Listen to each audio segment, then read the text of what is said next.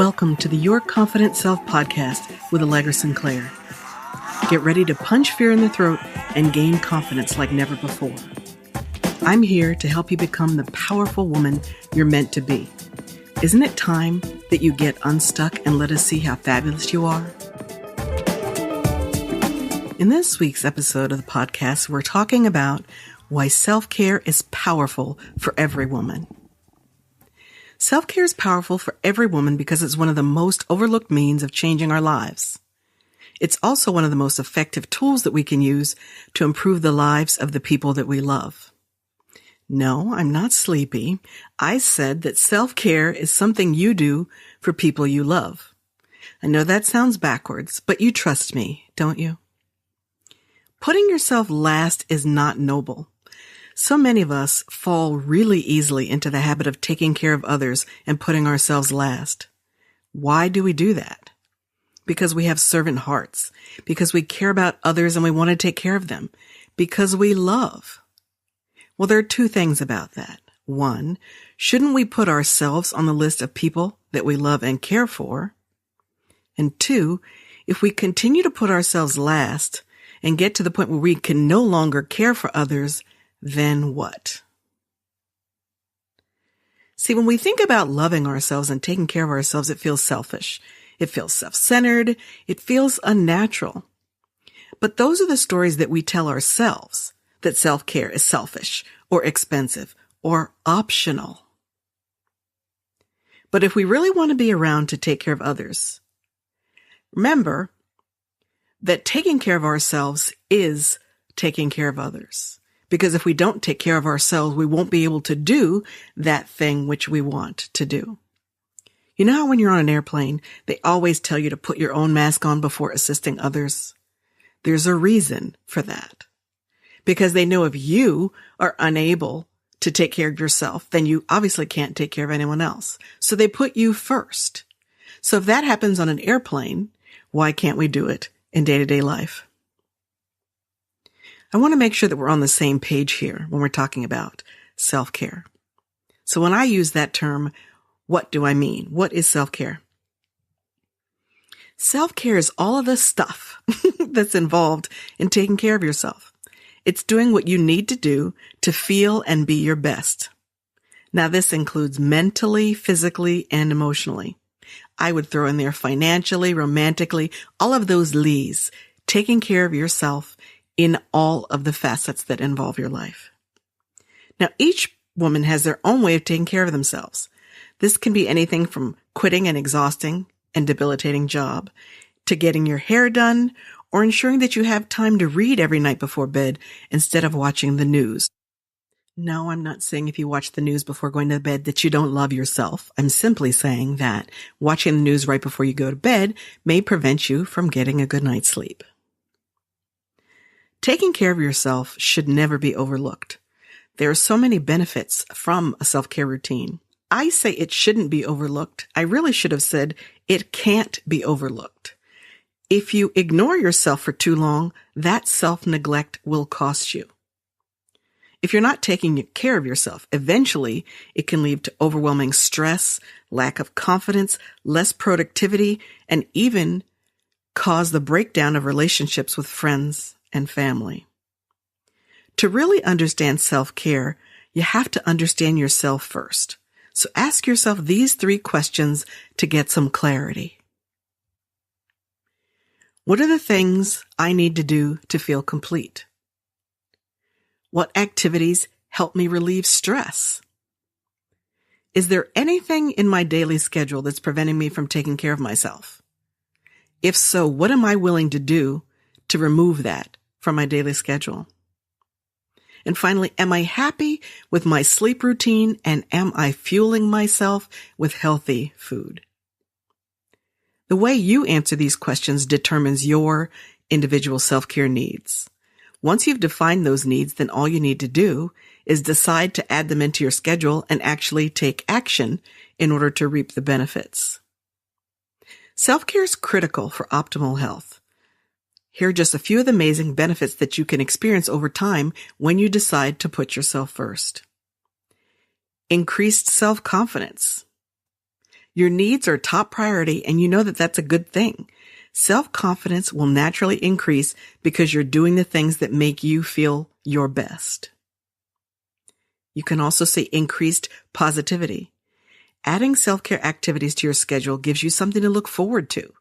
Now you no longer have to ponder, obsess, think about how bad your day is, and you can instead look forward to reading that book in total silence or getting your nails done after work. Self-care also helps improve immunity. It allows you to give your body a break from stress, anxiety, and emotional trauma, and that increases your immune system. Stress and depression can overload your mind and body, so we want to reduce that as much as possible.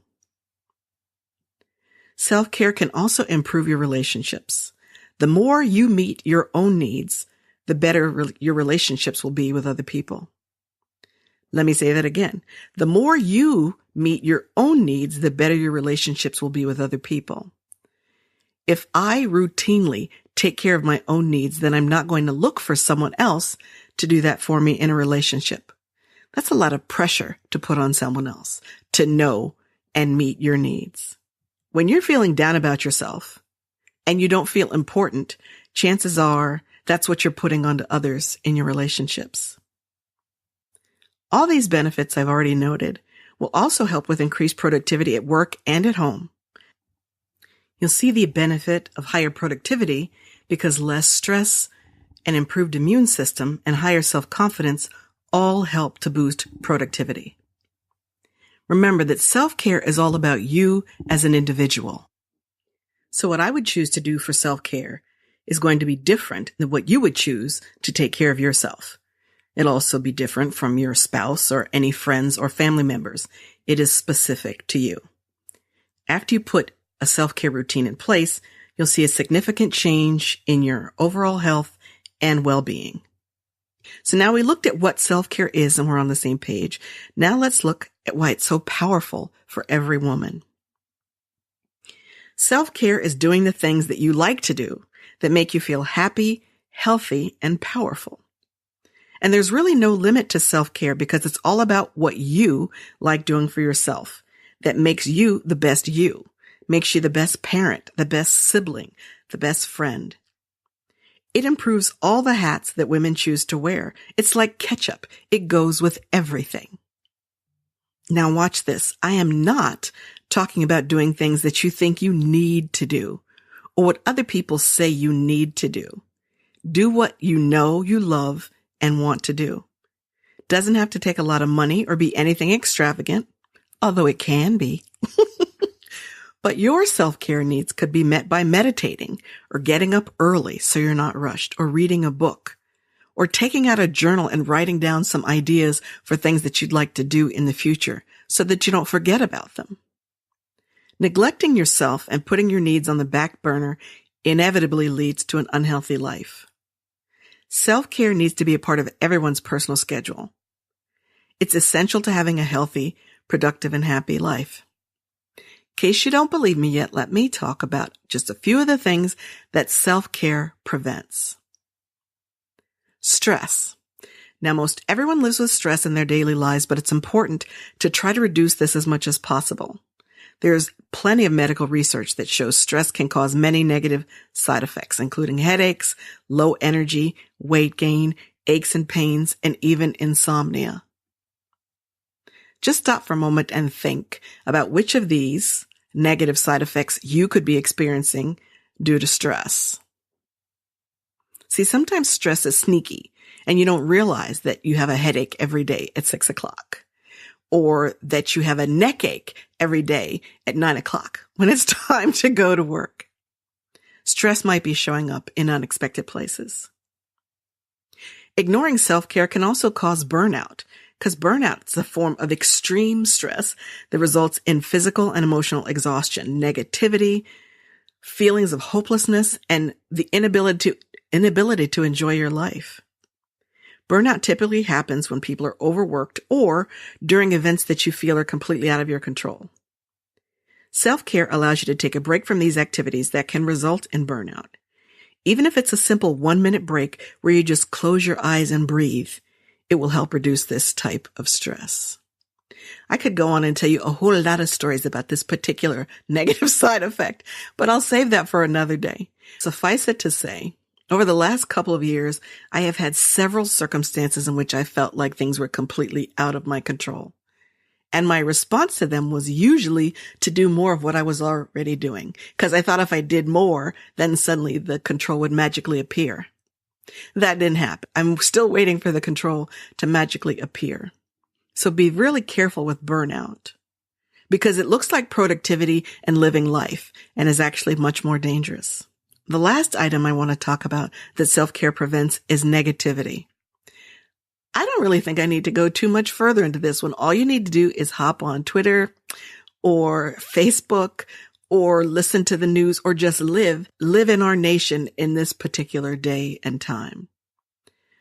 Tons of negativity. Negativity is sprinkled all over everything like fertilizer. And unfortunately, it's making negativity grow. Putting everyone else's needs over your own will turn just about anyone negative. Feeling like you're not important and that other people's needs overpower yours is a horrible feeling. It's a powerless feeling. The fact is, the more your needs are met, the more others' needs will be met too. You'll experience less bitterness and resentment towards others if you take care of yourself. If you find yourself feeling stressed, overwhelmed, or just negative towards people, stop what you're doing immediately. That's what I call a self-care appointment. You can easily take a few minutes to refocus your mind on something positive. Figure out what it is that's making you feel overwhelmed and stressed in that moment. Maybe you need to talk or text with a friend or family member. Maybe you need to pull out your phone. I shouldn't say pull it out. We all have it out all the time, don't we? Maybe you need to take a look at a few pictures that make you happy or remind you of something that is different and positive and powerful versus what you might be experiencing in the moment. These few moments of refocusing allow you to relax and adjust your attitude. You'll be amazed at how much more productive you'll be if you just put yourself first. So I dare you, try it. Take one day. I'm not expecting you to turn a faucet on tomorrow and suddenly be all about you. Pick a day and decide on that day that what you want and need matters, and take care of yourself on that one day. And then let me know how that works. If it works well, and I believe it will, then try it 2 days, and then maybe 3. You get the idea.